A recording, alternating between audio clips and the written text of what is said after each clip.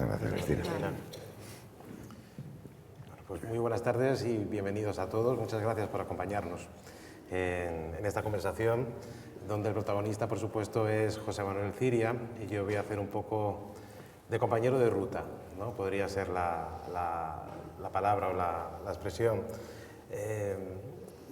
Quería agradecer, antes de arrancar, a Patrimonio Nacional, por supuesto, por invitarnos a estar aquí, en este espacio que genera una intimidad, una proximidad, y espero que un diálogo a medida que vaya avanzando este encuentro, esta charla con José Manuel, a la Fundación Banco Santander, que ha hecho viable estos encuentros, y un agradecimiento especialmente afectuoso por mi parte a Cristina Mur, comisaria de la exposición Arte Contemporáneo en Palacio, Pintura y Escultura de las Colecciones Reales, porque se puso en contacto conmigo para participar en el catálogo de la exposición, y además para escribir sobre 3 artistas que creo que conozco y sobre todo que admiro profundamente, como son Carlos Franco, Darío Urzay y José Manuel Ciria.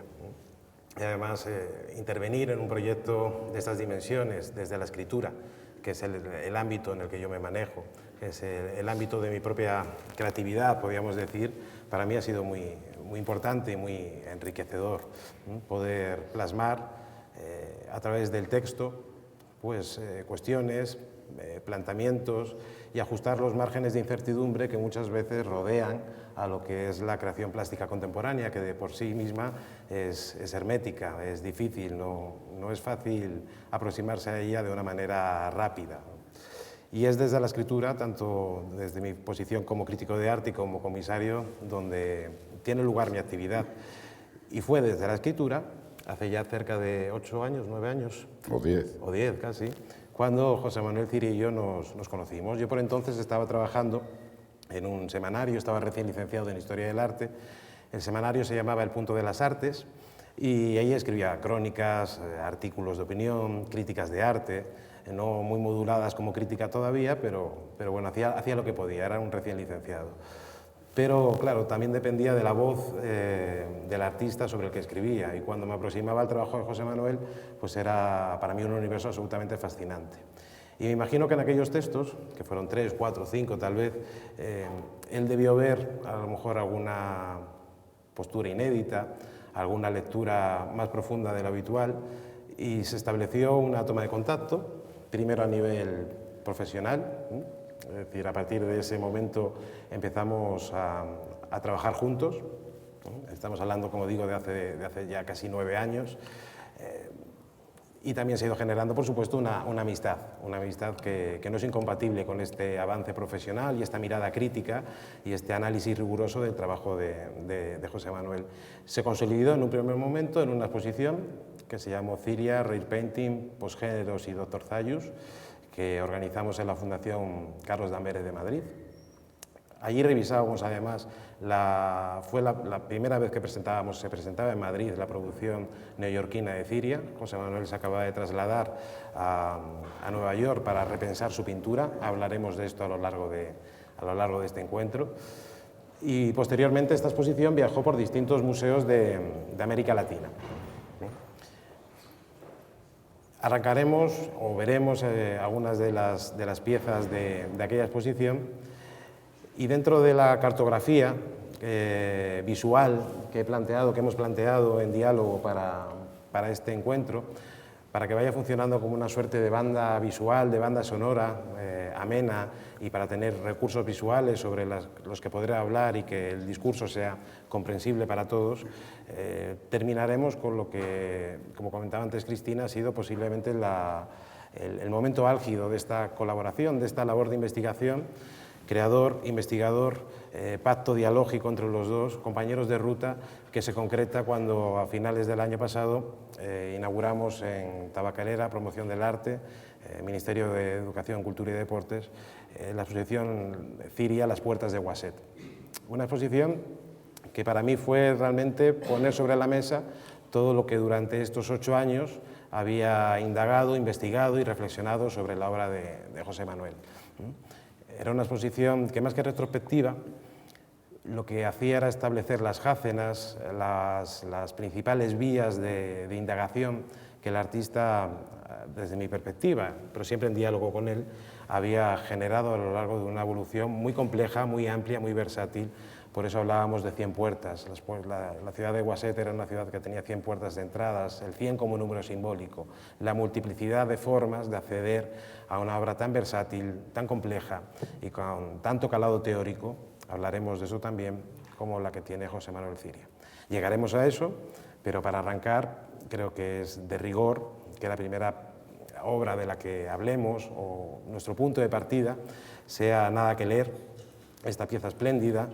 Yo creo que es posiblemente la mejor obra de la serie Carmina Burana, que está dentro del contexto de una serie mayor que se llama Máscaras de la mirada, y que representa muy bien ese momento de la abstracción de José Manuel cuando llega y de alguna manera madura a través de una reflexión teórico-conceptual, plástica, por supuesto, sobre cómo puede ser una abstracción contemporánea. En un contexto, los años 90, que son complicados para unos artistas que quieren seguir indagando sobre la pintura, ¿no? La pintura que había sido acusada de ser un idioma sobreutilizado, después de las vanguardias históricas, en un contexto donde, como digo, estos años 90, que oscila entre una pintura post-minimalista, monocromática, y esa herencia envenenada de las vanguardias históricas que hace que todo tenga que ir basado en una novedad tras novedad, ¿no? Y llega ese momento complejo que algunos críticos van a definir como abstracción excéntrica, abstracción redefinida, y Ciria aparece como un volcán extraño planteando una obra compleja que podemos definir desde muchas perspectivas, pero para arrancar de una manera fácil, para hacer transitable esta cartografía que estoy planteando, el punto de partida es establecer un cruce de temperaturas entre las que han sido posiblemente las dos grandes vías que la abstracción heroica ha desarrollado, la gestual y la geométrica, pero repensadas, replanteadas. No se trata de asumir esos conceptos y simplemente volverlos a enunciar. Se trata de una reflexión sobre la pertinencia y la vigencia de la pintura en el ámbito complejísimo de la posmodernidad. Y es en ese cruce entre orden, geometría, abstracción, basada en un diálogo entre el rigor, entre la mancha, entre el gesto y el orden, donde José Manuel Ciria encuentra un campo de exploración importante. No es el único campo de exploración, pero tal vez las series más importantes de todo este periodo, y Carmina Burana es una de las series fundamentales, parten de ese discurso, ¿no? de ese punto de partida. Nada que leer, como decía, es posiblemente una pieza fundamental, ¿no? En una serie que alude además a una cantata escénica exuberante, fuerte, polifónica, y que él traduce de una manera quieta, silenciosa y con una serie de elementos discursivos, plásticos, que creo que él, mucho mejor que yo, nos va a empezar a contar. Gracias, Carlos. Buenas tardes a todos. Gracias a Patrimonio Nacional, gracias a Fundación Banco Santander, gracias Cristina, gracias a todos por estar aquí. La introducción de Carlos, veis que querer trabajar con Carlos o quererle como persona es bastante fácil, ¿no? Por su facilidad de entender y de gustar del arte, ¿no? Yo desde aquellos momentos primeros que estaba narrando antes, cuando colaboraba en el Punto de las Artes, el Punto de las Artes era un semanario que informaba sobre las exposiciones, no que hubiese una visión crítica, ¿no? Allí todo el mundo se informaba y todo el mundo era bueno. Pero cuando Carlos escribía una reseña sobre alguna exposición que se hacía en cualquier sitio, siempre había algo más, siempre había una profundización, ¿no? Era como si el crítico tomase el esfuerzo, ¿no? De profundizar por debajo de la piel, de intentar entender lo que estabas. Y aquello me llamó mucho la atención, con lo cual enseguida se provocó el encuentro y empezar a colaborar, ¿no? Carlos posiblemente sea, bueno, con certeza, es la persona que más sabe de mi trabajo, con diferencia en este país. Volviendo a la pieza que queréis comentar, ¿no? Cuando miro Nada que ver, lo que veo es Roma. Tuve la beca de París en el año 94 y antes de la beca de París había tenido la enorme suerte de coincidir con Javier Maduruelo y trabar amistad con él. Y él me dio un consejo que fue vital. Me dijo, no vayas a una beca esperando que las musas te lleguen allí. Vete con un proyecto elaborado en la cabeza, desarrolla ese proyecto y si las musas te quieren acompañar, el proyecto se irá modificando, o si las musas después aparecen, pues hará algo que tenga referencia con lo que has vivido en él. Eso lo utilicé en el proyecto de París, después tuve la beca del Ministerio de Asuntos Exteriores en Roma, y en Roma yo llevaba un proyecto muy trabado, ¿no?, en que hacía una investigación sobre Uccello y Giotto. La pieza de Nada que leer es para mí un encuentro con Uccello. Me encantaba el San Jorge y el dragón, la representación de San Jorge y el dragón, de Uccello y de otros artistas, ¿no?, en donde siempre se ve la masa del caballero, ¿no?, con el caballo y la lanza, y se ve después el dragón, ¿no? Normalmente la damisela secuestrada ocupa siempre un lugar menor de la composición y toda la tensión se centra normalmente en San Jorge, ¿no?, y el dragón. Y esa lanza, ¿no? Si os fijáis en la composición, ¿no?, hay una mancha dentro de ese plano oblicuo, ¿no?, hay una mancha y hay unas líneas, unas líneas circulares que van a la mancha de abajo. Hay varias composiciones en la época de Roma donde utilizo trasvasar elementos figurativos, elementos abstractos, intentando utilizar una especie de matriz compositiva, ¿no? Entonces, esa matriz en toda esta serie, en toda esta suite que es Carmina Burana, sucede. Los colores son los colores que recuerdo en Roma, ¿no?, esos colores tostados, ¿no?, esos colores que me llamaba la atención, que las superintendencias culturales permiten pintar las fachadas de los edificios con 5 colores, pero solamente de 3 marcas.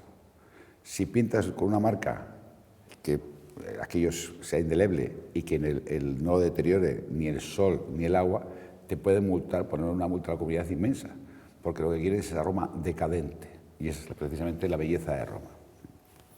Estos colores que utilizo aquí en esta composición son puramente Roma, para mí es una pieza completamente romana. Y el título también remite a ese momento, ¿no? Carmina Burana es una cantata de Karl Orff que utilizábamos mis compañeros y yo cuando hacíamos las fiestas, que hacíamos fiestas muy a menudo en la academia, y poníamos la música a todo volumen, y el Carmina Burana era como decir, que empezamos. Entonces, el nombre de la suite viene de ahí, ¿no? Para mí es un momento de gozo dentro de la serie Más que la mirada. Esto es una pequeña suite. Me gusta mucho ese tema que comentabas, ¿no?, de lo geométrico y lo gestual. Aquí hay una confrontación, un choque, ¿no? La línea dibujada parece un díptico, pero en realidad es una línea dibujada, ¿no? Esa cosa que la geometría es leve, pero suficiente como para que sea el centro axial de la composición. Hablabas, muy interesante lo que planteabas al recuperar esa idea de la beca de Roma, porque es cierto que en esta evolución plástica de José Manuel, a partir de su descubrimiento particular de lo que es la imagen referencial, de la abstracción, el dejar al lado la figuración previa que había desarrollado en los años 80, plantea una evolución que es muy interesante, ¿no?, con determinados hitos que se van jalonando a lo largo de los primeros años de los años 90. Pasa, por ejemplo, en su estancia en París con la serie Mnemosyne, que es una serie que está destinada a su más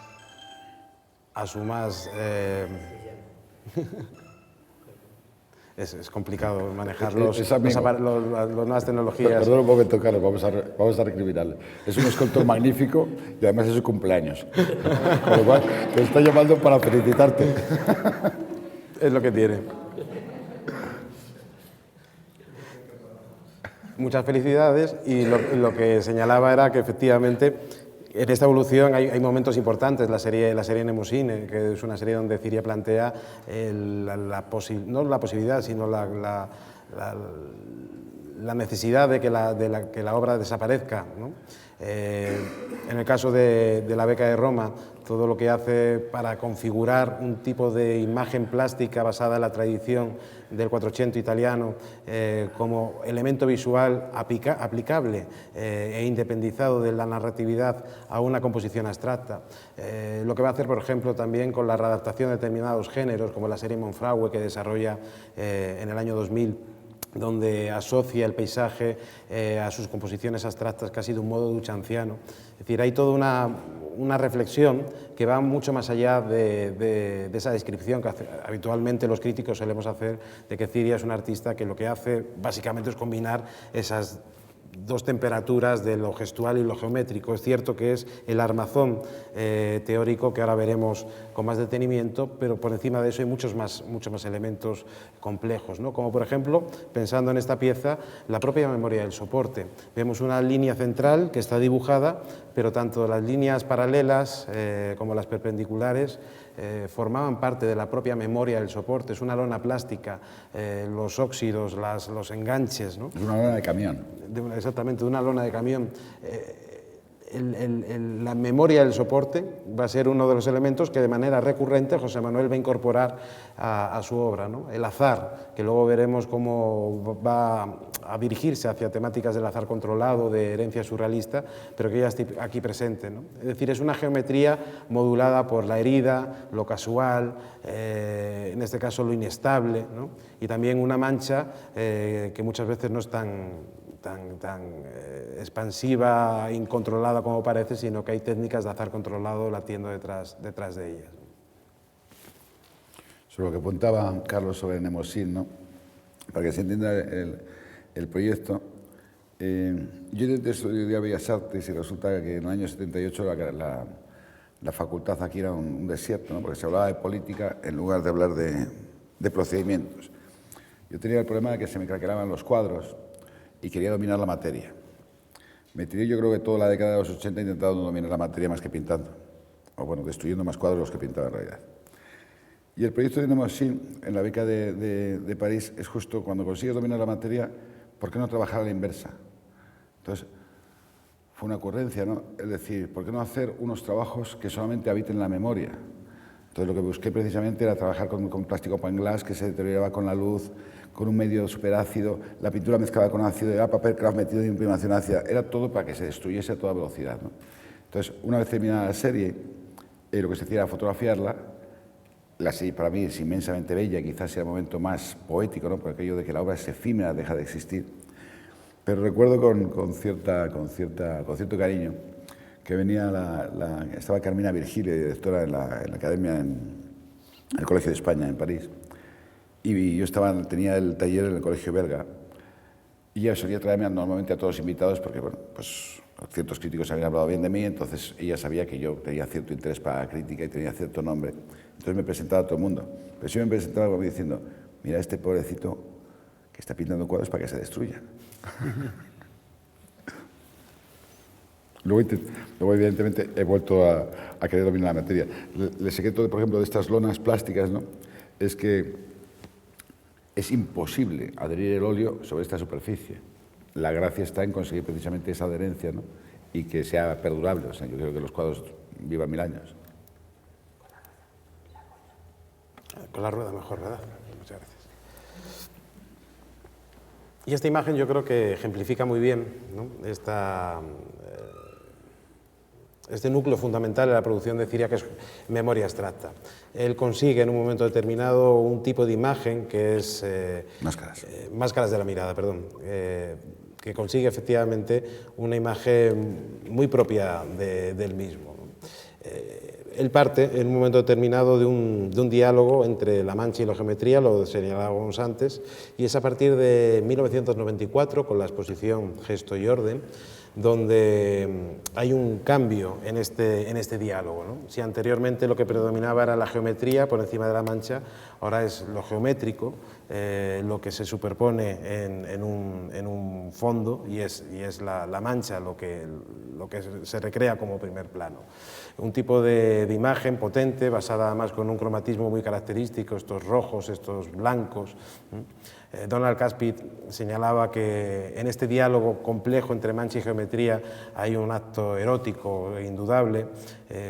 También se ha hablado de fluidos corporales, ¿no? De la sangre, del semen, proyectados de manera violenta sobre el cuadro, y no dudo de que haya esos matices simbólicos, semánticos detrás de estas obras, pero al fin y al cabo yo creo que lo que está planteando Ciria en estas obras es una reflexión sobre la propia estructura pictórica a partir de un de un código, de un sistema plástico que va a configurar a partir de 1990 a través de un cuaderno de notas, donde él establece la posibilidad de generar una pintura a partir de una serie de mecanismos para que la pintura, más que creada, pueda ser dictada, podríamos decir. Y en este sentido, esta imagen, que parece muy compleja, esta que estamos viendo a continuación, corresponde a estos esquemas que van a dar lugar a algunas de las principales series de la obra abstracta madura de Ciria, que parte efectivamente de una serie de elementos, como son los niveles pictóricos, como son las técnicas de azar controlados, como son las compartimentaciones, como son los registros iconográficos modulados. Me estoy refiriendo, aunque no se ve muy bien en la imagen, a la parte de abajo, a esa cruz con el círculo central, modulados por la combinatoria. Es decir, estos elementos plásticos van a configurar, o estos recursos plásticos, visuales, técnicos, van a configurar su primera plataforma teórica, a partir de la cual va a generar las distintas series que van a jalonar su etapa abstracta madura. Pero posiblemente es Ciria que mejor nos pueda explicar en qué consiste esta extraña plataforma conceptual. Yo pienso que muchas veces en la vida, ¿no? Muchas de nuestras acciones, muchas cosas de nuestra forma de pensar obedecen a complejos. Yo no tuve la fortuna de terminar Bellas Artes porque era imposible terminar en Madrid y porque no era una pérdida de tiempo total. Se decía que cuando se estudiaba Bellas Artes en Madrid se tardaba 10 años en estudiar la carrera, ¿no? 5 años en la facultad y 5 años para olvidarte absolutamente todo lo que te habían contado. No estaba por la labor. Al no tener ese frame, ese marco, ¿no? Siempre te sientes en inferioridad de condiciones, pero hay una ventaja, ¿no? Que es el apetito. Si durante la carrera tienes que saber de teoría y vas a tener que estudiar, pongamos 100 libros, puede faltarte metodología, pero no creo que en aquel momento en la Facultad de Bellas Artes de Madrid se estuviese dando ningún tipo de metodología. Después he conocido gente que, por ejemplo, Mercedes Remplinger, que ha escrito mucho sobre mí, es una profesora verdaderamente extraordinaria. Pero en aquel momento era el desierto, ¿no? Yo abandoné Bellas Artes y siempre me sentía complejado porque no tenía los conocimientos de demás. Yo soy una persona con mucho amor propio y que en aquella época salía de algunas conferencias, no voy a decir llorando, pero casi con una rabia interior porque no comprendía, porque me faltaban autores, porque no conocía los hermeneutas o críticos que se mencionaban, o historiadores, y porque había muchas cosas que se me escapaban. Mi forma de prepararme fue ir a todas las librerías constantemente y leer y estudiar. Entonces, en los 80 yo era un pintor figurativo que tenía ambiciones de ser un pintor abstracto, que hacía mucha obra experimental, pero que no conseguía dar el salto, entre otras cosas, porque no comprendía la abstracción y yo necesitaba comprenderla. Se hacen muchas anotaciones, hemos trabajado muchas veces sobre el cuaderno de notas de 1990, que es una especie de acumulación de bosquejos y de notas, que después dictarán todo lo que será el ideario conceptual y las propuestas formales que se van a producir durante toda la década siguiente, es decir, los años 90, hasta prácticamente el momento que me voy a Nueva York en el 2005. La máquina, como a mí me gusta nominar a esta plataforma, que se llama ADA, Abstracción de Constructiva Automática, lo que hago es observar los soportes, cómo dividirías los soportes, cómo dividirías los registros iconográficos, cómo puedes acercar, cómo puedes pintar sobre un soporte, ¿no? Pues pintas una fotografía o adjuntar o pegar una fotografía, puedes incluso incorporar un objeto o puedes pintar de una forma clásica con un pincel. Siempre me gustaron esas dos cosas que comentaba antes Carlos, de mezclar lo geométrico y lo gestual. ¿Por qué? Porque esas dos dialécticas, porque esas dos tradiciones se han tenido que separar, ¿no? Como si fuesen una confrontación. A mí me gusta precisamente esas posturas antagónicas, esa tensión que se genera entre esas dos vías que tiene la abstracción. El analizar precisamente esos elementos geométricos formaba parte de compartimentaciones y todo el tema de lo que era las técnicas de azar controlado. Siempre dije que yo tenía una herencia o admiración de los surrealistas. Todas aquellas técnicas que escapan a nuestro control exhaustivo siempre me gustaron y me interesaron, ¿no? Y bueno, lo único que hacía era investigar y buscar categorías. En los soportes encontré que había 3 grandes grupos que luego se podían subdividir. En la forma de incorporar la imagen encontré que había 3 grandes grupos que luego se podían subdividir. Y casualmente en compartimentaciones y en técnica de azar encontré que había 21 categorías que no he sido capaz de observar más, aunque he seguido intentando pensar en ellas. Todo esto estaba sujeto por una especie de hilo conductor que se llama combinatoria. Y todo esto forma una especie de plano, ¿no? La máquina funciona si debajo pones otro plano, que sea un temario, y si debajo pones otro plano, que sean las características formales de cada una de estas series. Si doblamos planos podemos abordar dos series simultáneamente, si doblamos el primer plano podemos estar analizando un soporte con un registro diferente. Es decir, es una máquina que dicta cuadros. Explicado así parece muy complejo, pero en realidad imaginamos 3 hojas de papel que se puedan doblar entre sí, cada una tiene unos intereses y atravesamos con una aguja esas 3 hojas. El resultado de lo que se obtenga son las posibilidades que yo tengo para trabajar. Es en realidad una máquina de dictar obra. Luego, durante años estaba ciertamente frustrado, ¿no? Porque dije, si cuando no tenía ni idea fui capaz, ¿no?, de inventar una plataforma que me permitía trabajar con unas combinaciones inmensas, con infinitas posibilidades, porque después no se me ocurrían otras plataformas teóricas de investigación. Tardé mucho en generar la segunda, que utilizaba las mismas letras de A, dinámica de definiciones, que luego quizá comentamos. Perfecto. Y es interesante en todo este proceso teórico que realmente surge como una propuesta o como una investigación para no caer en el vacío de una abstracción vacua, ¿no? Es decir, una abstracción que detrás solamente tenga el ímpetu de la creación, ¿no? Es decir, y es verdad que pintura y concepto, tradicionalmente, es decir, el arte conceptual rechaza un elemento clave de la pintura, que es la estética. Es decir, la estética no tiene ningún valor para el arte conceptual clásico, por lo menos el que Joseph Kosuth y otros empiezan a plantear en los años 70. Y esta idea de poder unir conceptualización teórica y pintura ha sido una de las investigaciones, de las líneas fuertes, podríamos decir, del trabajo de José Manuel. Es cierto que esta complejidad tiene como resultado mayor complejidad, efectivamente. El premio al trabajo bien hecho siempre es más trabajo. Y esto que traemos aquí, esta diapositiva, que yo dudé en introducir porque tal vez nos puede... Porque es un mapa rizomático, extraño, abierto, pero que José Manuel me dijo que tal vez podría ser interesante, y es cierto que es interesante porque podemos ver cómo una serie puede generar otra serie, otra familia, y cómo se van engranando, es decir, cómo la evolución que va planteando José Manuel a lo largo de su trayectoria tiene un sentido.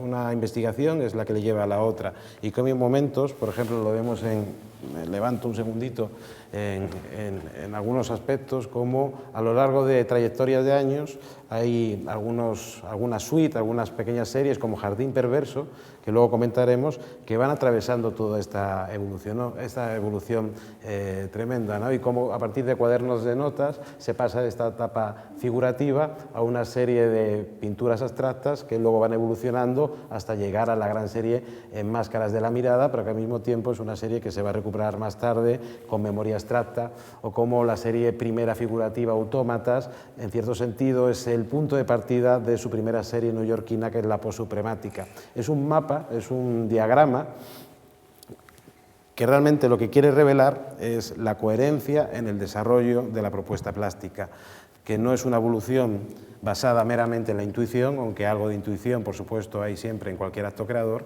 sino que hay un pensamiento que va regulando el avance, ¿no? No sé si quieres comentar algo más respecto a este complejo diagrama. No, yo supongo que todos los que están aquí observando, los que puedan estar viendo en streaming, ¿no?, dirán que para hacer esto hace falta locura, ¿no? Yo siempre he defendido que para ser artista, siempre se ha dicho que lo que no sé es exactamente el grado de locura que es necesario para ser artista y que te separa entre el loco y el artista, ¿no? Pues imagínense el teórico que intenta canalizar esto, ¿no?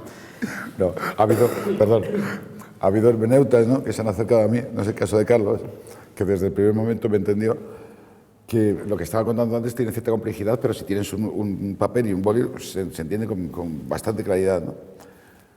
Hay mucha gente, principalmente en este país, porque yo he vivido fuera de 10 años, principalmente en este país, ¿no?, muchas hermeneutas que se creen en posesión de la verdad y que sobre tu obra quieren volcar lo que ellos piensan sobre ella, sin atender a lo que de verdad la obra está investigando y lo que el artista plantea. Entonces, claro, yo he tenido la suerte de que mi padre, cuando se jubiló, fue mi asistente, ¿no? Y mi padre de arte, él trabajó en hostelería, de arte no tenía ni idea. Pero yo tenía la capacidad de tener las orejas abiertas. Si uno tiene las orejas abiertas, puedes seguir aprendiendo y de vez en cuando te pueden decir algo que modifique tu pensamiento y que te haga mejor. Si te crees que estás en posesión de la verdad y tienes las orejas cerradas, no creces ni un solo milímetro. Yo lo que he pasado muchas veces a muchos hermeneutas que cuando he intentado explicar estas cosas me terminaban hablando de figurats. Bueno, yo también siempre digo que empecé pensando en la obra de Ciria y que al final es la obra de Ciria la que me piensa a mí. 2005. José Manuel se traslada a Nueva York.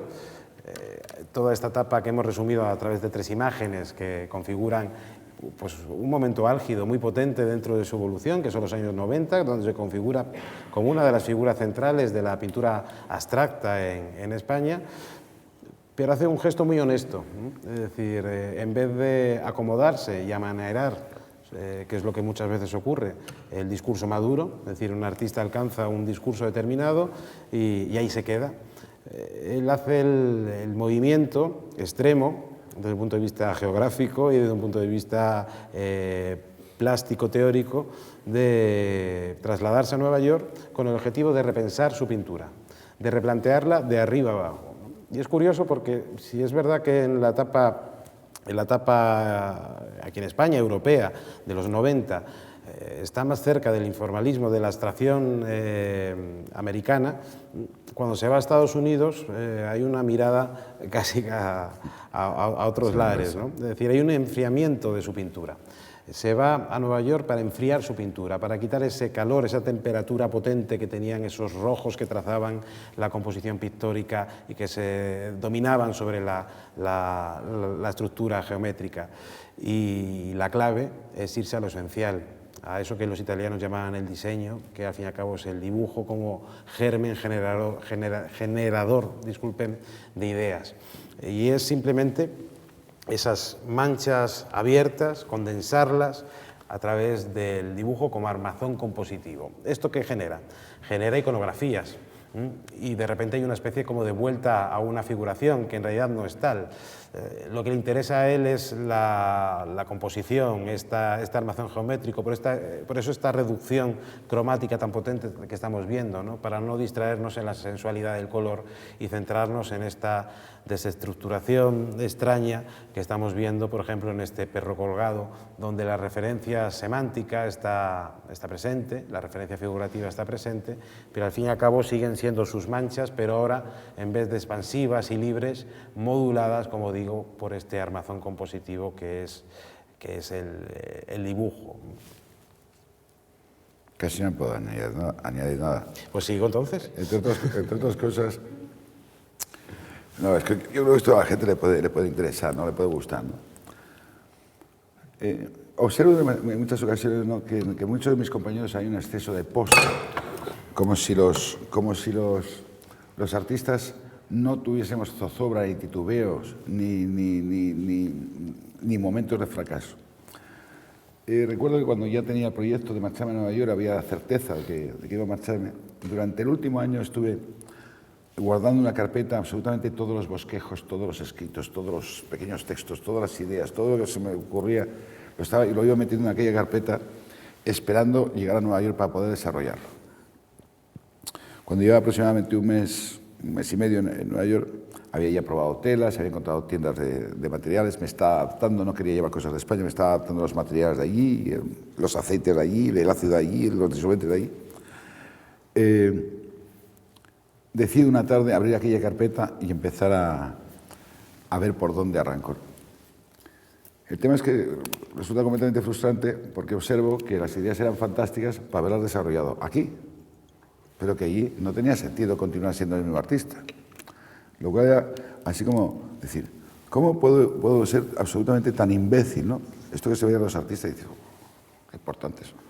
Somos terriblemente tontos. Yo siempre digo que artista le cambias la R por la U y nos convertimos en autistas. Y no estamos muy lejos, ¿no? El tema es que me pongo a pintar y surgen unos cuadros que son idénticos a los de Madrid, pero peor resueltos. Con lo cual tenía que empezar desde quería repensar mi pintura, quería cambiar, quería modificar, pero es que no me quedó más remedio. Lo que hago es precisamente volver a lo que comentaba Carlos, ¿no? De volver a la línea, de volver al dibujo, coger, de empezar a dibujar y a ver qué ideas se ocurren. Hay un primer momento donde era un homenaje que yo quería hacer a la última etapa de Malevich. Había hecho ya bastantes homenajes a su época suprematista, pero quería centrarme en la época supremática con las figuras y tal, y que yo había admirado mucho. Y me pongo a investigar aquí ese pequeño homenaje, que es una serie muy corta, ¿no?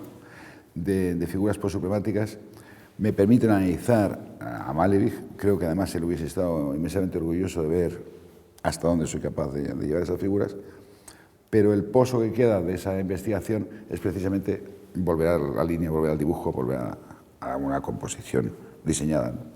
Y esta pieza que está comentando Carlos, de Perro Colgado, es quizá una de las primeras, si no la primera, una de las primeras que en terminarse, porque yo trabajo en diferentes series simultáneamente, sóleo, de la serie La Guardia Place, que es la primera serie de verdad americana.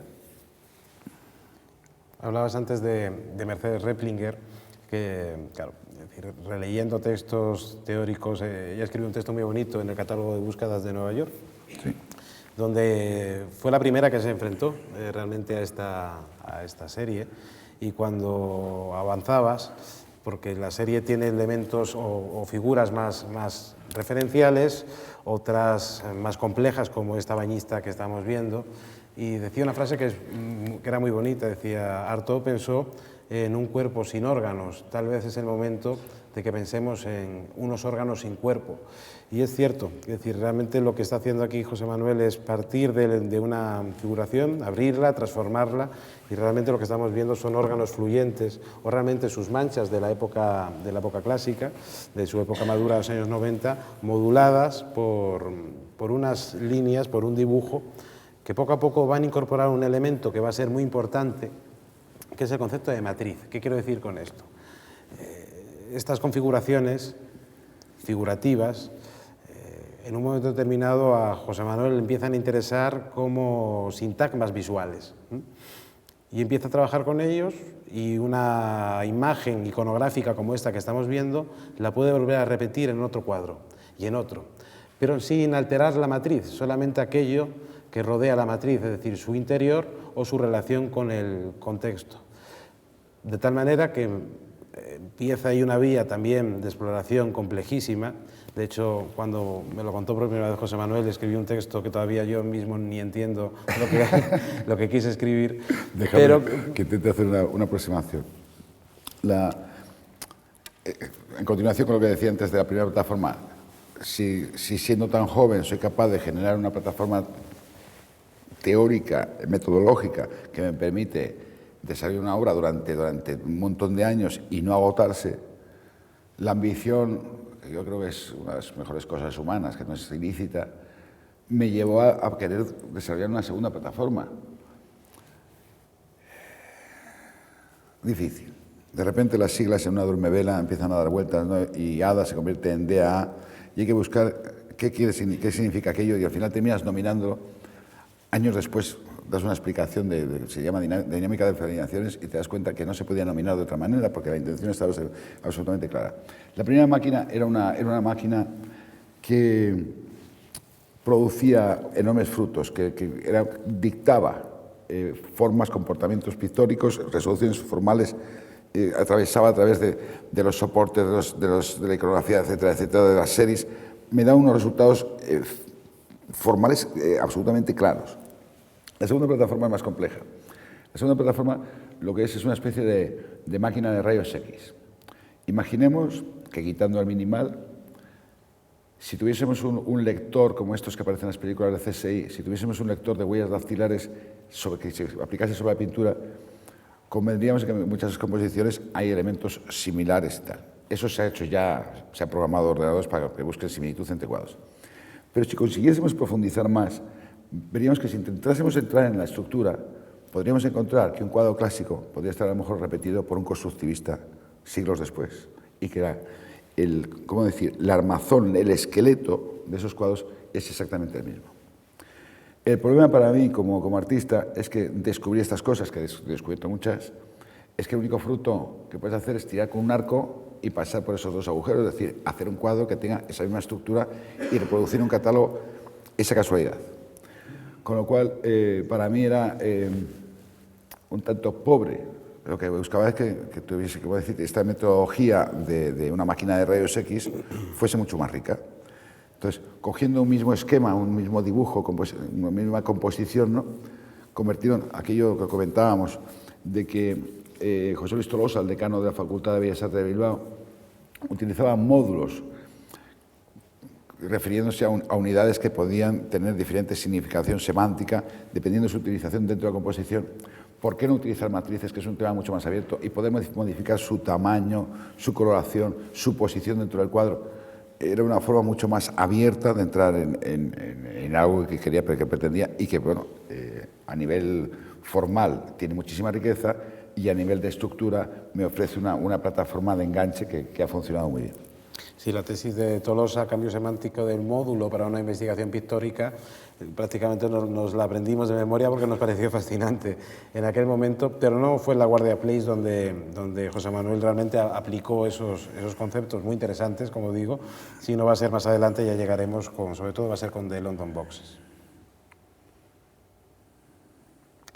Una vez planteados estos órganos sin cuerpos a los que hacíamos referencia y concretada esta serie de La Guardia Place, que permitía una libertad iconográfica fuerte, después de haber pasado de la serie post-supermática de 1905, La Guardia Place de 2006-2008, empiezan una serie de variantes, como la serie Máscaras, por ejemplo, Máscaras Escanten Masque, o la serie Doodles, por no saturarles de series, hemos hecho una selección muy concreta, donde esta iconografía que veíamos antes, más depurada en su tonalidad, en su orden, podríamos decir, se vuelve más agresiva sin pretender ser agresiva, ¿no? Es decir, se vuelve más compleja. Es casi un dibujo infantil. O sea, los doodles, los muñecotes, ¿no?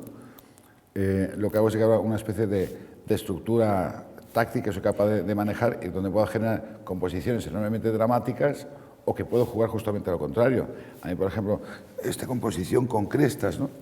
Las crestas son lo de la izquierda, esos triángulos que se ven, es como una especie de dinosaurio que tiene crestas, ¿no?, sobre un muñeco que está invertido. Si se observa como muñeco, se pierde el viaje, ¿no?, se pierde la gracia o lo que el cuadro puede ofrecerte a nivel de experiencia. Pero existe esa posibilidad. Entonces, a mí lo que me gusta en este tipo de composiciones de dudas, ¿no?, es que la gente se deje llevar por el acontecimiento estético, pero sin perder el humor. Hay una especie de intención onírica, de divertimento en todas. Es una serie muy corta, son 17 piezas. Tengan en cuenta además que la imagen tal y como la están viendo, el cromatismo no tiene nada que ver con la pieza original, ¿no? No sé si se ve mejor desde allí, quizá.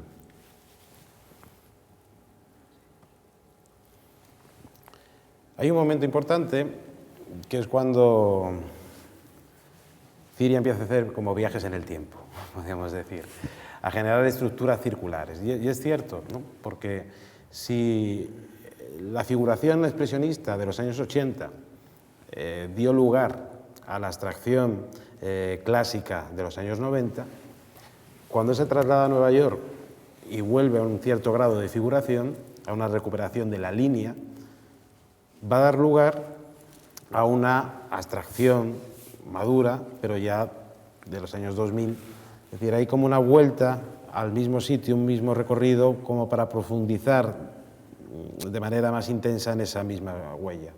Para resumir, si esas series de principios de los 80, a lo largo de los 80, dieron lugar a la abstracción de los 90, las obras figurativas de principios de la etapa en Nueva York van a dar lugar a una abstracción mucho más poderosa, mucho más potente, que es su serie Memoria Abstracta, que de alguna manera viene a reactivar la serie clásica de Máscaras de la Mirada. Y esta pieza, José Manuel, es posiblemente el germen, ¿no?, de esta nueva... Es la primera serie que surge, la primera pieza que surge dentro de la serie, ¿no? Llevaba 5 años haciendo otro tipo de investigaciones con una plataforma que os comentaba antes de dinámica, jugando con eso de volver a la estructura, al dibujo. Era todo muy diseñado, muy planteado de antemano, donde pintaba de una forma mucho más clásica. O sea, en algún momento me daba la licencia de hacer una salpicadura o de hacer estas nubes ambientales, ¿no?, de ese tema atmosférico que me gusta meter en mi trabajo, y además creo que es una especie de firma reconocible. 5 años sin trabajar manchas abstractas, de repente digo, ¿por qué no intentar pintar un cuadro para ver exactamente qué saldría ahora, ¿no? El resultado es este Flowers, es un homenaje a Martin Luther King. La sorpresa fue que las manchas de repente obedecían a una estructura geométrica. La geometría, como se veían antes en algunas composiciones, era un elemento secundario, y que en ese tiempo de vacío o de estar trabajando en otro tipo de resoluciones formales o de investigaciones, al volver a revivir, se ha transformado. Las manchas obedecen en la mayoría de las ocasiones, aunque a veces atraviesan el plano geométrico, en la mayoría de las ocasiones están sujetas a esas geometrías, a esas retículas que sujetan la mancha. También hay una forma de crítica, ¿no?, de que los humanos realmente escapamos a una estructura dada, estamos todos metidos en nuestras propias cárceles mentales o de entorno. Sí, pero desde un punto de vista formal, que ya sabes que las interpretaciones teóricos sociales de tu obra a mí me chirrían un poquito. Es decir, lo que veo es precisamente un cambio entre esa mancha expresiva, libre, mezclada con ácidos, mezclada con aceites, con agua, rota de la época anterior, a una mancha mucho más expansiva, plana, potente, mezclada con los negros. Otra vez la imagen no se ve, lo que ustedes ven como naranjas son amarillos y lo que ven como rojos son naranjas, pero bueno, como referencia les puede servir, y sobre todo esa geometría que estaba antes presente en su obra ahora adquiere la ortogonalidad dura, radical del damero, y efectivamente hay algo de claustrofóbico, de contexto en el que una forma no se puede mover con la libertad necesaria, y que lo vamos a ir viendo cada vez más amplificado, cada vez más unido, como si fueran puzzles, ¿no?, donde piezas individualizadas fragmentos individualizados van componiendo un gran damero, ¿no? Y ya no es ese diálogo. Esta serie realmente es una mezcla, podríamos decir, entre Máscaras de la Mirada y Sueños Construidos, que es otra serie clave de José Manuel. Es realmente unir esos dos elementos, geometría y mancha, pero con un orden, con un rigor, con una potencia hasta ahora inusual en su producción. Sueños Construidos es una serie de collage. No sé exactamente, no recuerdo, porque yo creo que mutamos, evolucionamos, ¿no?, y muchas veces de donde surge la primera idea. No sé por qué mis collages de toda la vida se llaman Sueños Construidos, quizá, era inevitable. Esto evidentemente es una especie de mutación, ¿no? Son falsos collages. Luego, ¿podemos tirar hacia atrás? Sí, perdón. Más atrás. Vete a de Máscara de Mirada rojo. El segundo. Aquí había una intencionalidad, había unas ganas, ¿no?, de representar la abstracción, pero de una forma como si fuesen cuerpos. Si se observa la composición, ¿no?, de izquierda a derecha, de arriba a abajo, entra la luz. Entonces esas manchas tienen un lado iluminado y otro lado donde hay una especie de sombra, ¿no? Eso produce una especie de efecto de tercera dimensión, de que aquello tiene cuerpo, ¿no? Eso me une mucho con la tradición, y además algún coleccionista avezado que solamente colecciona cosas del 19, en alguna ocasión ha llegado a decir: entiendo perfectamente el engarce que tu obra tiene con la tradición. Si vamos hacia las piezas de memoria abstracta, es retomar otra vez la misma intención, pero aquí lo que estamos jugando es a otro tema, ¿no? Las manchas por el azar pueden tener algún efecto ilusorio, volumétrico, pero no es esa intención de tener un cuerpo en 3D. Y luego, además, esa obediencia que comentaba Carlos, de que aquí lo que estoy jugando es que tengo resuelto, por otro lado, una serie de composiciones hechas en collage, que lo que hago aquí es introducirlas en el plano pictórico como pintura. Efectivamente. Y poco a poco, José Manuel, que ha sido un artista que ha defendido la vigencia y la pertinencia de la pintura en su formato tradicional, sin haber obviado ni mucho menos ese concepto que Rosalind Krauss empezó a hablar para la escultura y que luego se extiende a la pintura, que es la pintura en el campo expandido, sin obviarlo, pero realmente siempre ha defendido la fuerza, ¿no?, de seguir investigando sobre ese soporte bidimensional. Sin embargo, hay ocasiones donde el propio espacio, la propia exposición lo requiere, y fue el caso de la exposición que, como comentaba antes, la imagen es espantosa, la que ustedes están viendo, de verdad que eso fue una instalación espectacular. Abría la exposición Las puertas de Guaset en Tabacalera Promoción del Arte. ¿En qué se constituía? Realmente era generar esta retícula que engarza, que incrusta en cada uno de sus cuadrángulos una mancha, transformarlo en una puesta en escena donde el espectador ya no tiene una perspectiva única, sino que es un ambiente que hay que recorrer y hay que tomar una serie de decisiones sobre cómo involucrarte, cómo relacionarte con esta obra plástica que, como digo, es una puesta en escena, una obra ambiental, donde estas manchas que hemos visto, moduladas por la geometría, en algunos casos ascienden hacia arriba. Realmente era una reinterpretación de una pieza que se ensayó en el Museo Nacional de Arte Contemporáneo de Bucarest. Las manchas que ven son realmente grandes lonas pintadas de rojo, arrugadas, puestas sobre un suelo que finge ser un damero. Y este fue el arranque de la exposición, porque queríamos que el espectador, cuando entrara, viera algo diferencial, pero que al mismo tiempo hiciera legible el resto de la exposición.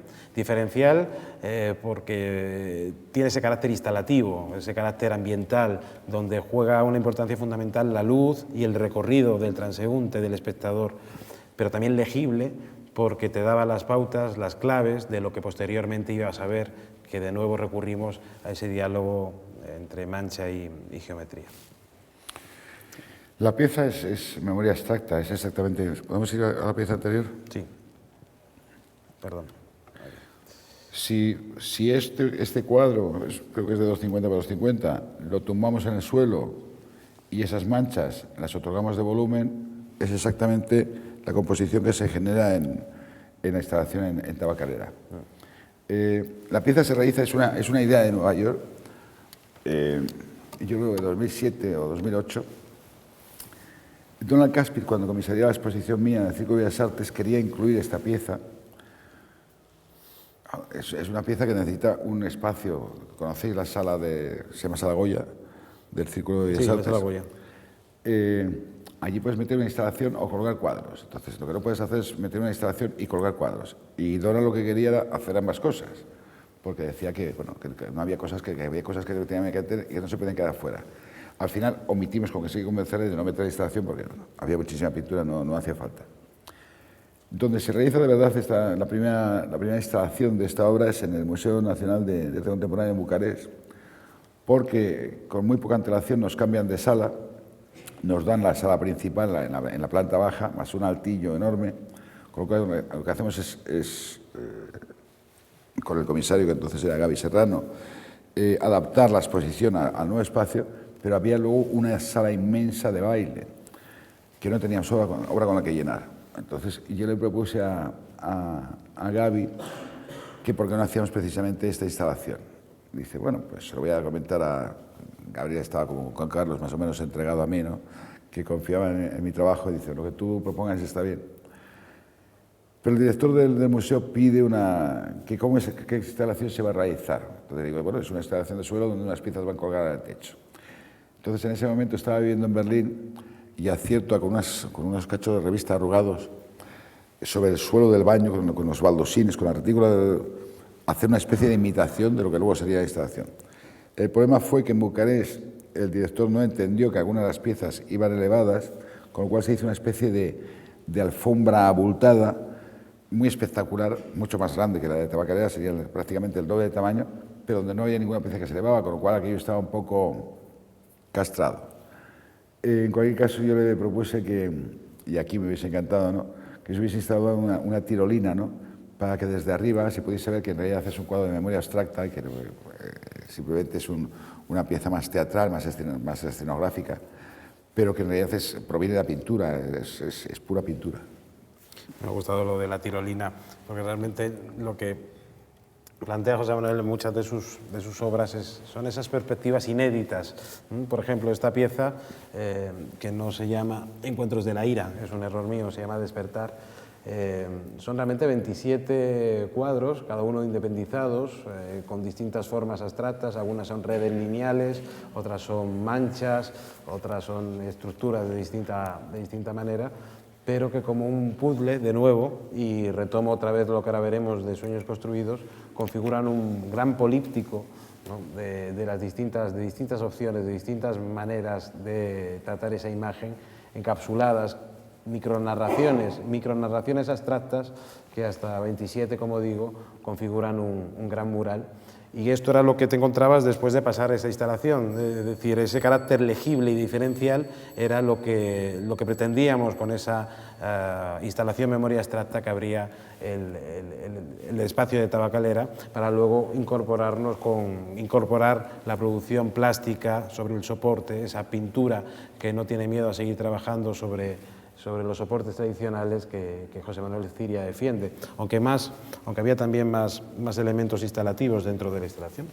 Esta pieza de Despertar me gusta porque Carlos atinó a ponerla justo después de la instalación, con lo cual era volver a ese tema compositivo, a esa cuadrícula, ¿no?, con manchas diferentes. Lo que pasa es que en vez de recurrir al damero típico de las anteriores, Carlos decidió incorporar esta pieza que tiene su propia historia, ¿no? Estaba intentando trabajar de forma diferenciada con estos enjambres o estas manchas o pegarme para manchar al borde, y estaba trabajando en 3 piezas de 3 por 3 metros, no era una pieza de 3 por 9. Cuando me pongo a combinar las diferentes piezas, no había ninguna composición posible de 3 por 3 metros, no funcionaba ninguna.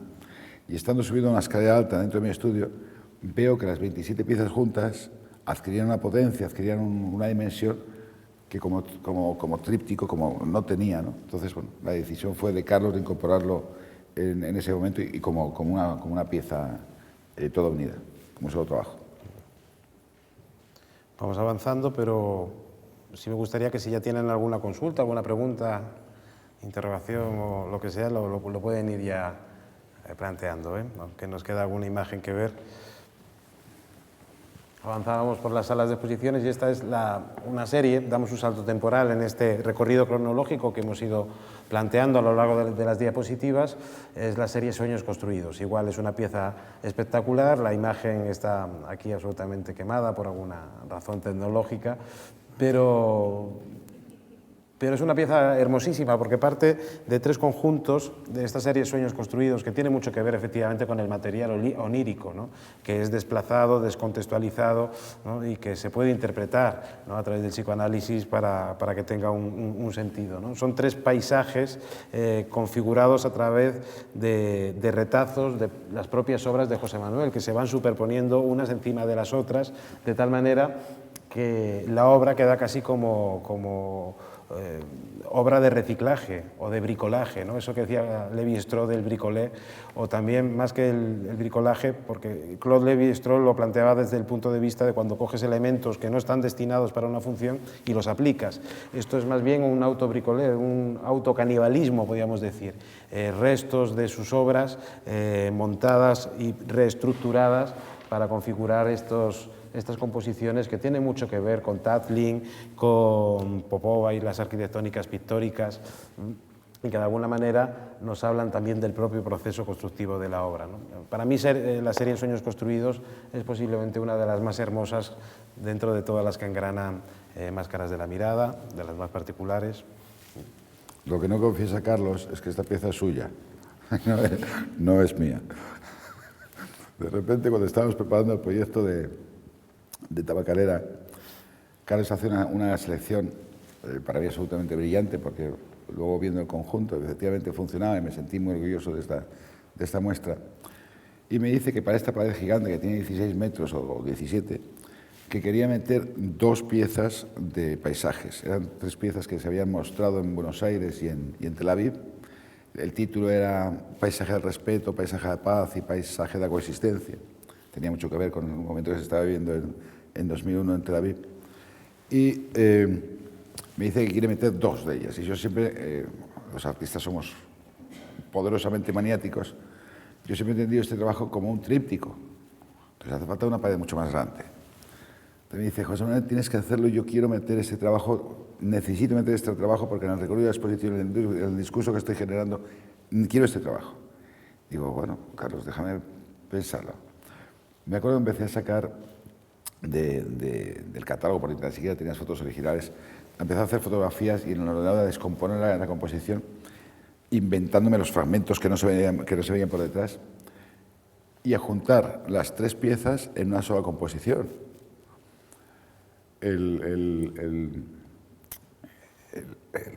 haber conseguido el solucionar el problema, ¿no?, me hace sentirme especialmente orgulloso, porque creo que la composición, esta composición, que tiene 3 por 14 metros, es mejor que cualquiera de esos otros trípticos. Y el único problema que tengo es que es más de Carlos que mía. Hablábamos antes de esa pintura en un campo expandido, esa pintura también entendida como una piel abierta, ¿no? Casi, en este caso, antes de este concepto de piel, como un fileteado, ¿no?, en el sentido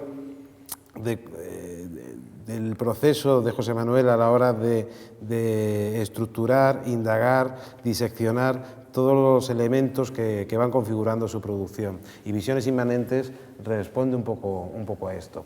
Son 5 lonas, es plástico, es un PVC fuerte. Bolsas, más bien. Son bolsas, ¿no? Son bolsas de PVC que en su interior tienen retazos, ¿no? Esa idea de trabajar sobre el resto, sobre la huella, sobre lo que ha sido descartado, para configurar 5 bolsas potentes que al mismo tiempo configuran una obra conjunta. Es ese, como digo, ese fileteado de su pintura, que al mismo tiempo lo que plantea en estas 5 piezas bifrontes, que son 10 narraciones, donde no hay un núcleo temático, sino que es un vagar rizomático abierto, flexible, lo que le plantea a Ciria, en este caso al espectador, es una obra absolutamente sugerente, ¿no? Y también forma parte de estos sueños construidos, pero también forma parte de desvelar la piel, lo que hay debajo de la piel, que estaría simbolizado por esas bolsas de PVC, para ver lo que hay debajo, la pintura, casi como Carner. Decía John Berger que el medio pictórico es el medio más carnal con el cual nos podemos encontrar nunca, ¿no? Y efectivamente, en este caso yo creo que es un ejemplo espléndido, ¿no? Porque estas micronarraciones que no se entienden una por una, sino en una compleja red de diálogo, colgadas del techo, otra vez como si fuera carne de carnicería, colgadas del techo una detrás de la otra, para que el espectador pueda vagar e introducirse como si un cuadro se hubiera abierto para demostrarnos todos sus secretos, todo su proceso. Una pieza poética, potente al mismo tiempo, y que yo creo que de las obras más importantes de José Manuel. Yo creo que, sin duda, Visiones Inmanentes, quizás de todas las series hoy construidos, es la pieza más ambiciosa. Y el detonante de la pieza es, bueno, como muchas veces las musas, ¿no? Es la casualidad. Siempre he malogrado mucha obra, he cogido el cúter en el momento que una cosa no funcionaba. Al fin y al cabo, los cuadros tienen que satisfacer en primera persona, tienen que satisfacer al creador, ¿no? No puedes presentar en público aquello de lo que no estés completamente conforme, ¿no?, y comprometido, y que te guste. Con lo cual siempre he tenido muchísimos restos en mi taller. Llegó un momento que empecé como el bricolagista, a recolectarlo, ¿no? Y normalmente guardaba o en cajas o en bolsas, ¿no? Y la fortuna me llevó un día a meter en una bolsa transparente una serie de retazos, una serie de fragmentos de composiciones previas. El que quedarme mirando aquello rápidamente me hizo coger unas pinzas de ropa y fotografiarlo y ver qué ocurría. y llevarlo gigante. Es PVC de 5 milímetros, una plancha por delante, una plancha por detrás. El interior tiene volumen a través de espuma, el armazón de dentro es una madera, y ahí lo que hago es volcar todos los fragmentos y provocar fragmentos para poder expresar ese interior desnudo, ese cuerpo interno, ¿no? Sí, como la piel de Marsias, ¿no? Sí. Desollada, y que es entonces cuando revela su propia identidad. La exposición terminaba y nosotros también vamos terminando con nuestras diapositivas, con un giro, ¿no?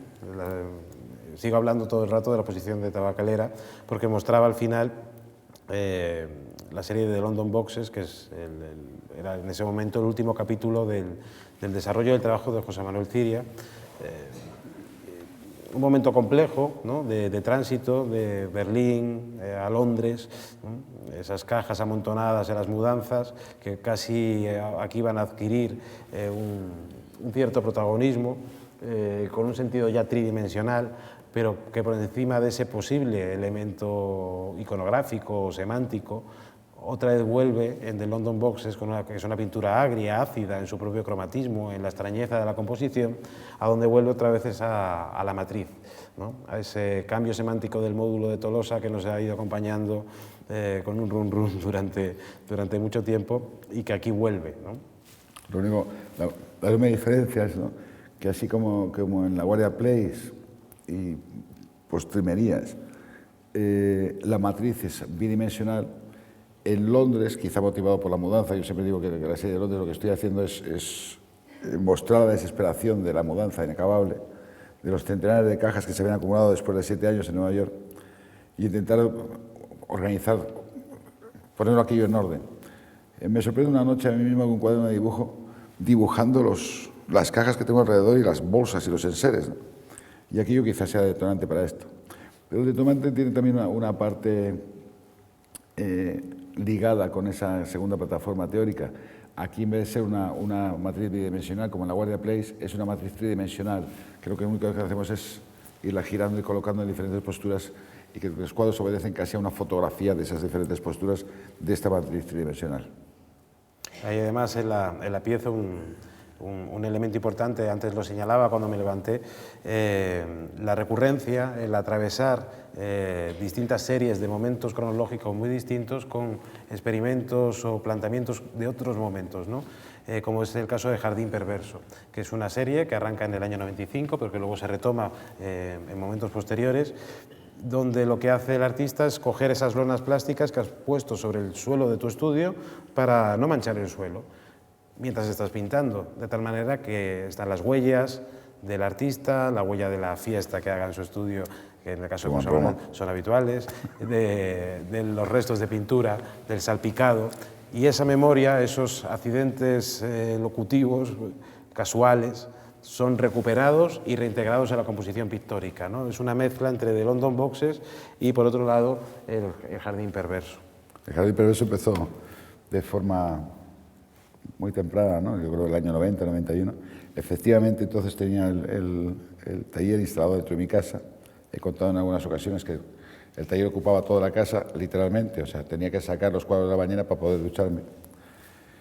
Y el utilizar una serie de lienzos o de lonas en el suelo para proteger, para no manchar, para no destrozar todo aquello, era genial, porque al final recuperabas una especie de soporte que ya no era virgen, sino que recogía tu propia memoria, lo que estaba ocurriendo, ¿no?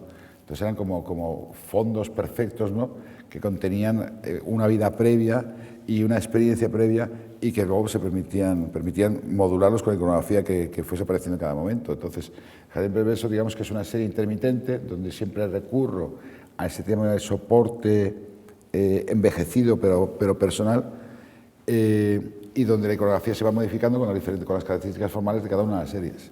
No sé si esto se termina de entender o no. Un poco complejo, ¿no? Lo siento. Bueno, como está siendo complejo, vamos a ir terminando ya con cómo cerrábamos Tabacalera, que da con la serie Sintagmas, este políptico de un señor bastante feo. Soy yo. No me corté el pelo a cero, pero Tenía el pelo recién salido de la ducha, peinado para atrás. Las fotos las hizo mi hijo cuando podía disparar porque se partía de risa con las caras que estaba poniendo. Y después un amigo lo que hizo fue en Photoshop ir quitando todo el pelo y dejándome completamente calvo, ¿no? Sí. Perdón. No, iba a decir que son imágenes, son fotografías impresas sobre lienzo de 1,90 por 1,90, es decir, formato cinematográfico, que como decía Mont, el formato cinematográfico y la propia fotografía de retrato, es decir, este primer plano cinematográfico lo que implica es una lectura nítida de la psicología del personaje, ¿no? Thierry hace justamente lo contrario, la mueca, el extrañamiento, ¿no? Y sobre su cara, además, como plus conceptual, lo que hace es añadir esos fragmentos, esos módulos, esas matrices que hemos visto a lo largo de su serie, que se veían en la exposición a lo largo de la serie de London Boxes. Es esa idea de intentar buscar un significado a esos módulos iterativos recurrentes. Y yo creo que esta serie, Sintagmas, y ahora me corregirás, realmente de lo que habla es de esa posibilidad e imposibilidad, de tu deseo de estudiar de un punto de vista sintagmático, como si fuera el lenguaje, la composición plástica, las formas pictóricas, y al mismo tiempo la imposibilidad, ¿no?, de comunicar, de decir eso, ¿no? La lucha entre un significado pleno y un significado que nunca acaba de consolidarse. Tiene mucho de eso, ¿no? En Nueva York, aparte de las series que se han mostrado aquí, de repente mi padre le diagnostican que tiene un tumor cerebral. Coincide eso con un viaje que yo hago a una exposición en el Museo de Arte Contemporáneo en Santiago de Chile, y era la segunda vez que estaba en Santiago y decido que si no hago aquel viaje no lo iba a hacer nunca, y decido marchar a la Isla de Pascua. La experiencia con la Isla de Pascua, con los Moai y con la cultura Rapa Nui fue como un mazazo, ¿no? Y cuando vuelvo a Nueva York, lo que hago es una enorme cabeza de 2x2 con una mancha, que es el tumor que tiene mi padre, y que juega con esa espiritualidad que puedes encontrar en una intención de espiritualidad que encuentras en los Moai, ¿no? La serie, que pensaba que iba a ser un divertimento intimista, ¿no?, para mí, empieza a crecer en el momento que el galerista de Nueva York, Stefan Stax, quiere hacer una exposición de esa serie. Digamos que estas cabezas de Sintagmas lo que hacen es recuperar ese último momento de las cabezas de Rocha 3, y que el precursor quizá de ese tema calvo, ¿no?, es que el final de la serie de Nueva York se hace un vídeo que se titula Hipertextualización a 4 paredes, donde lo que voy hablando es de diferentes textos importantes de la crítica y de la hermenéutica, en inglés y en español, sonando simultáneamente, con lo cual no se puede, es completamente legible, es más, casi inescrutable, ¿no?, como ocurre muchas veces en los textos hermenéuticos, ¿no? Yo siempre digo que la crisis muchas veces no es de la pintura. Se dice que la pintura no tiene razón de existencia, que está ferecida, que está acabada, que está muerta, ¿no? Yo pienso que simplemente está hipertextualizada, ¿no?, que el problema más es del hermeneuta, pensador, del crítico, que de la pintura en sí misma, que goza de una salud magnífica, siempre. En esta pequeña serie de Sintagmas lo que hago es precisamente ese juego de recuperar la cabeza de Rocha, al reproducir una fotografía sobre un plano pictórico, sobre un lienzo. Remito a otra serie mía que se llama Psicopompos, que me gusta mucho el título. Psicopompos eran los transportadores de almas, que muchas veces en la tradición clásica se presentaba como pequeños delfines que te ayudaban al barco a pasar de un lado a otro. Entonces, utilizar la fotografía como elemento, siempre lo he denominado así, me gusta mucho. Y luego encima meter la iconografía última de ese momento en Londres, utilizada de una forma especial, es decir, coger esos diferentes elementos de un lenguaje trabado, como era London Boxes, coger elementos por separado como sintagmas de un lenguaje. Al fin y al cabo, la posibilidad del significado.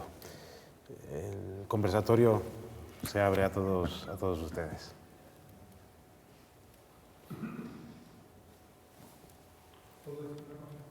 Por supuesto.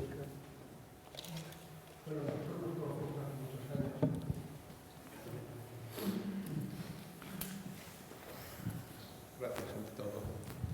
Decía que nosotros nos conocemos hace muchos años y la primera sorpresa también ha sido para mí ver esa progresión constante, de tal modo que cuando fui a ver la exposición en Tabacalera fui el primero sorprendido. Pero me he dado cuenta de que hasta aquí ha llegado solamente una parte de la sorpresa y el resto vuelve a ser. Porque lo más curioso es que posiblemente todos los que estamos aquí la conocemos bien. Pero ¿cuál es la siguiente sorpresa? Porque no ha habido una sola exposición a la que yo no haya asistido que me he encontrado con una sorpresa increíble, inaudita. Y piensas, ¿hasta dónde puede llegar realmente la imaginación? Aunque la intentéis racionalizar como quieras que la estás racionalizando. Dices, yo lo explico, así se me entiende. Pero, ¿y cuál es la próxima sorpresa? Ese es el comentario mío. Yo soy Joaquín, como decirte, llevo diciendo desde hace muchos años que la vida es demasiado corta para tener más de una idea, pero algunos artistas conseguimos disimularlo. Es decir, yo siempre pinto el mismo puto cuadro, pero parece que no. Entonces, en esa sorpresa, dices, bueno, te vienes en el collage, generas pensamiento, generas plataformas teóricas, pintas sintagmas, te inventas matrices, ahora planas, ahora volumétricas. Pero en realidad todo forma parte de mi cuerpo. Cuando yo mismo me enfrento a mi pintura, digo, oh, la gente dirá, otro más, un poco más de lo mismo. Sin embargo, visto desde fuera, creo que en muchas ocasiones consigo disimularlo, ¿no? Tengo esa virtud de poder sorprender sobre todo a los amigos. Son muchos años y siempre ha sido una sorpresa tras de otra. Mil gracias, Joaquín. Felicidades, de verdad. Nos queremos mucho, es un magnífico escultor. Felicidades, en serio. Muchas gracias, amigo. ¿Algo más? ¿Lo dejamos aquí, Carlos? Pues han sido ustedes muy amables. Muchísimas gracias a todos. Bueno, solamente despediros a todos, daros las gracias por venir. Creo que todos hemos estado con las orejas bien abiertas, como decía Ciria, muy atentos, escuchando todo lo que nos dice la obra de Ciria y todo lo que nos dice Carlos de la obra de Ciria, que veo que todo suma, ¿no? Así que retomaremos estas conversaciones con artistas ya en enero del 2016, con Soledad Sevilla acompañada por Yolanda Romero el martes día 12 de enero, o sea que os esperamos a todos. Muchas gracias. Hasta luego. Gracias.